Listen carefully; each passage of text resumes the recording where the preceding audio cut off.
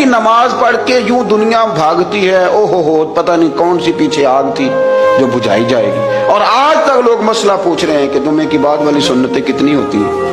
میں نے کہا کتنے سال ہو گئے جمعہ پڑھتے ہیں، کتنے سال ہو گئے، ابھی تک سنتوں کا نہیں پتا، ابھی تک نہیں علم کے پہلے کتنی رکھتے ہیں اور بعد میں کتنی رکھتے ہیں۔ فجر کی سنتیں کب پڑھنی چاہیے، سنو فجر کی سنتوں کے بارے میں۔ میرے رسول کریم سید عالم صلی اللہ تعالی علیہ وسلم سے ایک صحابی نے پوچھا تھا، حضور میری فجر کی سنتیں رہ گئیں یا رہ جاتی ہیں تو حکم کیا ہے، کیا انداز ہے حضور کا۔